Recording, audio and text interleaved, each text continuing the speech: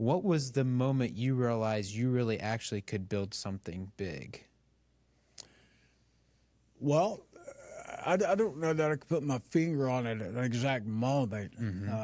I know that during my time at Concord, I became friends and fraternity brothers with a couple of guys that came from very successful families, and I thought I can do that. I can do that, and I know what it's like to be poor, and I didn't know exactly how I was going to reach wealth. I didn't know, but I knew I wasn't going to be poor, and it, over the years, it's worked out. Yeah. So. Yeah. What risk did you take early on that most people today might be too afraid to take? Oh, I had a fantastic job with Norfolk Southern. I get paid well. The benefits were fantastic. Working conditions were fairly good. Mm-hmm. And I came home one day and told my wife, I'm not going to do this. This is not what I'm going to do. This is not why God put me on earth. I am going to be self-employed somehow, some way. Yeah. And I began to pursue those opportunities and look seriously hard. And when the opportunity came to buy the first small nationwide agency, I call it the nationwide opportunity, not the nationwide agency. I took it. I walked away from a fantastic situation, and at that point, you got to make it work. I mean, you got a family to feed. You got to make it work. Failure is not an option. And then in the real estate business, the first few years until you start getting some of these properties paid for, oddly enough, in my opinion, it was easier to take risk at that point because I really didn't have much to lose. If the bank was dumb enough to loan me the money, I'm going to take it. Yeah.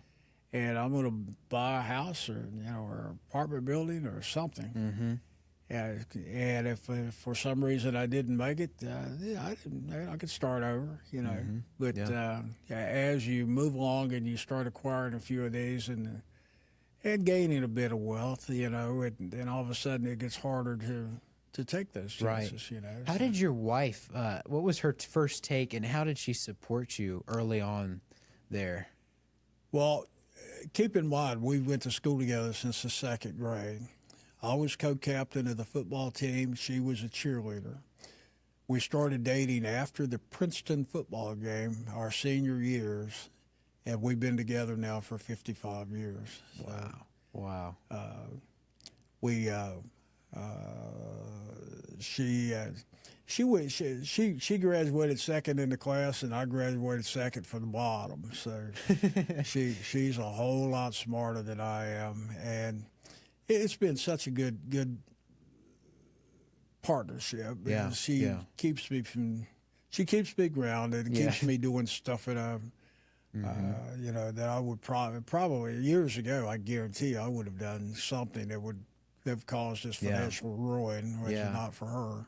Yeah. But she went to school. She became a medical technologist, and she worked for the first 5 or 6 years of our marriage until we started having children. Okay. And she has been a domestic goddess since then, and has been my partner in every stretch of the imagination. Yeah, that's amazing. So you had the vision, but really she helped support the backbone of it. Yeah, I mean, and really, she's great at interior design. So lots of times we'll buy these products. I have 8 or 9 Airbnbs, and I'll buy them, I'll rehab them, and then she'll come in and do the interior design work and tell me what I should and should not be doing.